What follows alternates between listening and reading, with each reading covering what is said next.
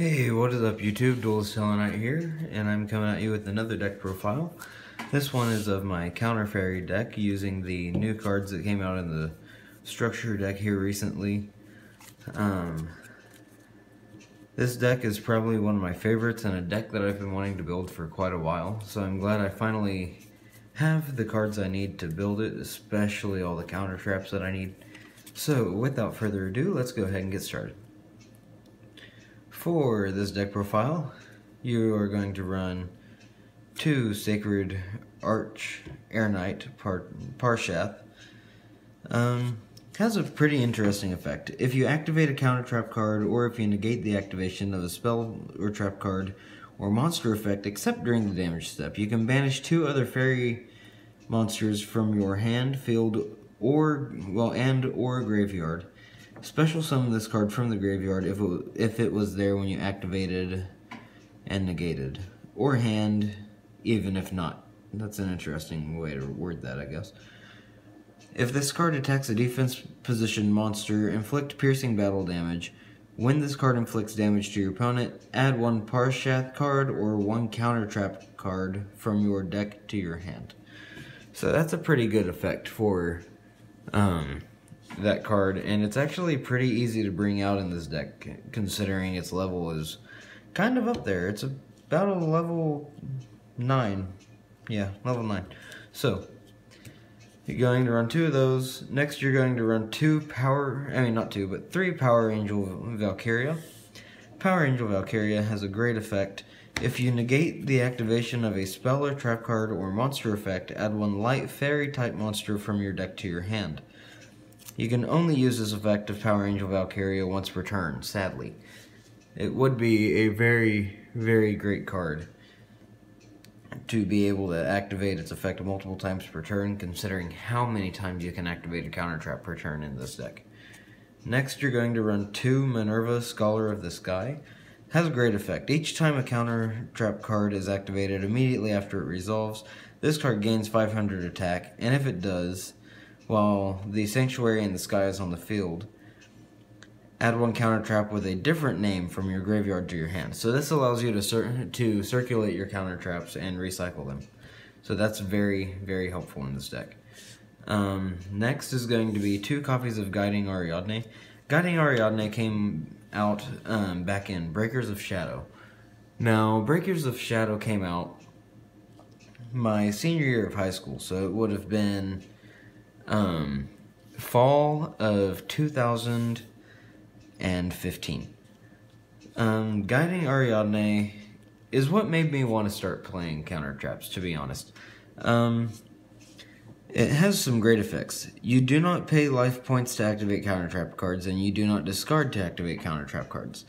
Now, you only get those 2 effects if it is in your Pendulum zones, which are now moved to here rather than what this playmat shows. If you can see that the 2 Pendulum zones on the side between the deck and graveyard and the extra deck and field spell.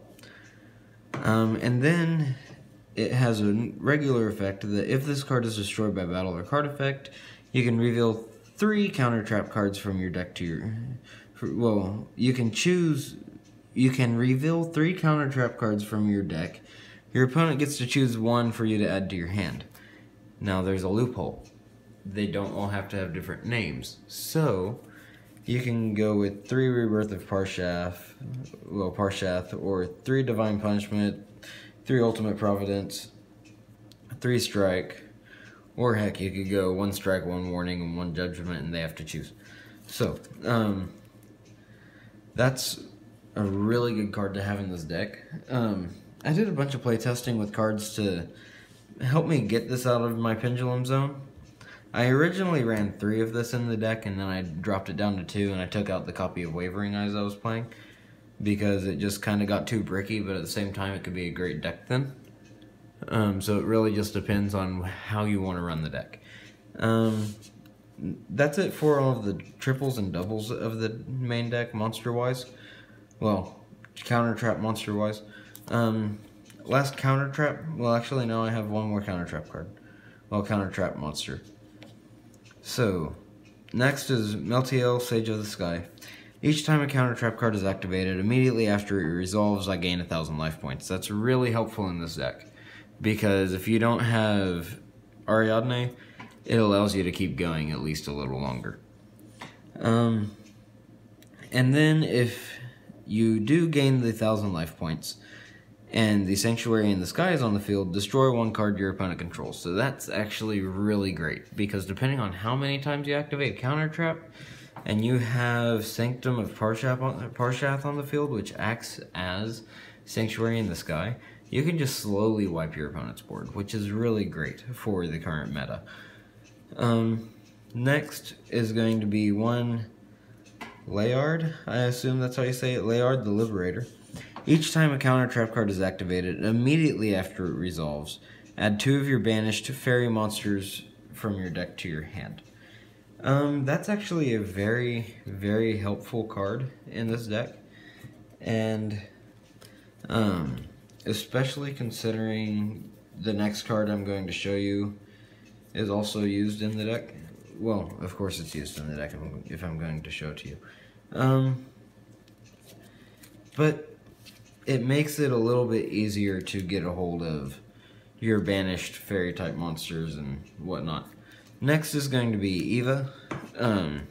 If this card is sent to the graveyard, you can banish up to 2 other light fairy type monsters from your field or graveyard. Add the same number of level 2 or lower light fairy type monsters with different names from your deck to your hand, except Eva. You can only use this effect of Eva once per turn. Which brings me to the next 2 cards. The 2 cards that you can search with this, I run 2 copies of in the deck. It's going to be 2 Herald of Orange Light and 2 Herald of Green Light. Herald of Orange Light is great for stopping your monster effects. Let me set that to where there's not a whole lot of glare. It's really great for stopping your monster effects that your opponent has. Like any activated monster effects your opponent might have, it's really great for stopping. And then Herald of Green Light is great for the Pendulum Magician and Odd Eyes side of things. You can stop them with that. So that is it for the monsters. Let me get these out of the way and I will show you the spells. Okay, on for the spells. You play 3, the Sanctum of Parshath. It has a great effect. This card's name becomes Sanctuary in the Sky. So any effect you have, or any monster that's like, if Sanctuary in the Sky is on the board, well, you run 3 copies of it without actually running the card. And this card has a little bit better of an effect too, because pretty much while on the field or in the grave, well,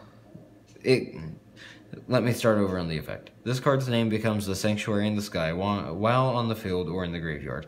Fairy monsters on the field gain 300 attack and defense. Set spell and traps cannot be targeted or destroyed by card effects. Once per turn, you can target a total of 3 fairy monsters and or counter traps with different names in your graveyard. Place them on top of your deck in any order. Great for recycling like your strikes or your Parshaths or anything like that. Next is going to be 2 Pot of Desires, just to help you get some draw power in the deck and whatnot. It really accelerates the speed of this deck, and it makes it so much better, in my opinion. Granted, yes, you're banishing 10 cards, but you are drawing 2. So, technically, it is a -9. Actually, one of my friends calls it Pot of Neg 9.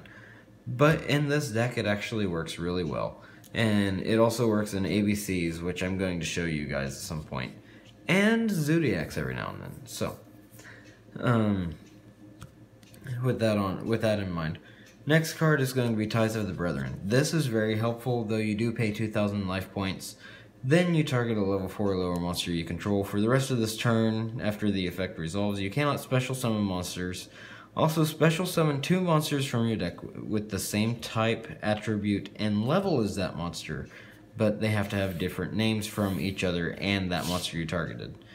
And you cannot use your battle phase the turn you activate this card. So this card would be really great for if you go first. The great thing about this card is you can have out. You can summon Minerva, activate Ties of the Brethren, get out Meltiel and Valkyria. Now you have 3 cards that just resonate off of the counter traps. So that makes this card very, very essential to play in this deck. Next is going to be 1 copy of Pot of Duality to finish off the spells. Duality allows you to see into the top 3 cards of your deck and choose one of those cards to add to your hand. Hopefully there's a counter trap there. Sometimes there will not be, but most of the time there will be, and it is very helpful when you have one. That is it for the spell portion of the deck.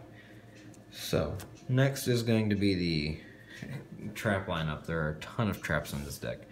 And all but, I think, like 2? Yeah, all but 4 are tripled up. So, have 3 copies of the Rebirth of Parshath. Great effect. When a spell or trap card or monster effect is activated, reveal 1 counter trap card in your hand. So always leave a counter trap in your hand when you activate when you set this. Then discard 1 card, pay 1,000 life points, negate the activation, and if you do, shuffle that card into the deck. Then you can special summon 1 Parshath monster from your deck or extra deck. Making me wish I ran an extra deck because there is a Parshath Synchro monster that would actually work pretty decently in this deck. But so far the only Parshath monster I run is the one that came in the structure deck. That is not the original Air Knight Parshath. Next is 3 Divine Punishment. When a spell or trap card or monster effect is activated while the Sanctuary in the Sky is on the field, negate the activation, and if you do, destroy it. No cost to activate this, you just have to have Sanctuary in the Sky on the field. Next is going to be 3 copies of Ultimate Providence. When a spell or trap card or monster effect is activated, discard the same type of card, monster, spell, or trap. Negate the activation, and if you do, destroy it. Great card. It has a cost. But if you have Guardian and Ariadne on board, you don't have to discard, so you can just activate it for free. Makes sense? I would hope so. And then next is going to be your Solemn lineup. 3 Strike, 1 Warning, and 1 Judgment. I just got my Secret Rare Judgment in today, and I have to say that thing looks beautiful. Very, very beautiful card. But strikes work for special summon monsters and monster effects, and you pay 1,500 each time you activate this. Solemn Warning. When a monster would be special summoned, or when a spell or trap card or monster effect is activated that includes an effect that special summons a monster, pay 2,000, negate the summoner activation. If you do, destroy that card.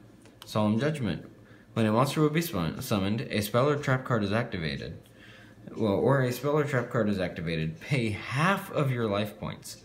That's a lot. You want Guardian Ariadne on the board in the Pendulum zone. Pay half your life points, negate the summon or activation, and if you do, destroy that card. Works really great. I don't know if it would specifically work against Pendulum Magicians, considering they summon more than 1 monster at a time. And it doesn't have the parentheses S, so I need to look up the ruling on that one, but I think it can affect Pendulum Magicians. Please let me know in the comments if I'm wrong on that. And then last but not least, you have 1 copy of Dark Bribe and 1 copy of Showdown of the Secret Sense Scroll Techniques. That is a long name for a trap card. This came in Extreme Forces, and pretty much when your opponent activates a spell or trap card or monster effect with the same name as a card in their graveyard, negate the activation, and if you do, destroy that card. Very great if you're facing SPYRAL, ABC, Qliphort, Tellarknight, World Chalice, Lightsworn, Gem Knight. You pretty much get the idea. Great for facing any deck. So, next you have Dark Bribe. When your opponent activates a spell or trap card, your opponent draws 1 card and then negate the spell or trap card activation, and if you do, destroy it. A really good card to combo with this. Do not believe I have it set out right now, but a really great card to combo with it would be Jurassic Drop-Off, I think is what it's called. It's a counter trap and it came in the structure deck. That card comboed with this. Your opponent does not get the draw, pretty much. They draw it, they discard it. And you get effects for activating counter traps. So, without further ado, I will let you guys go. Thank you for watching my video. I will have a link to my Qliphort deck that I uploaded earlier today, and there has been some changes made to that, so there will be a new upload coming soon. But without further ado, I will give you guys a link to that. And I'm also selling some cards on eBay. I'm trying to afford a brand new French horn, which cost me about $4,780. So, if you guys would like to support me there, I will also put the link to my eBay. Actually, it's my fiance's eBay that I'm using. But I will put the link to that eBay in the description of the video so you guys can check it out. And please let me know in the comments what you would like to see next. And I will do everything I can to get deck profiles from my friends. I have a friend with a Pendulum Magician deck. I'm personally working on a Zephyr deck and a Six Samurai deck. And there's a bunch of other decks out there that I could do as well. So, without further ado, please let me know what you would like to see on my channel, what kind of content you would like to see. If you would like to see unboxings or just pack openings, please let me know, and I will try and get some of those taken care of for you. Who knows, maybe I will maybe I'll pull a card that I can sell, or pull a card for a deck I need. So, without further ado, thank you guys so much for watching my video, and have a great day.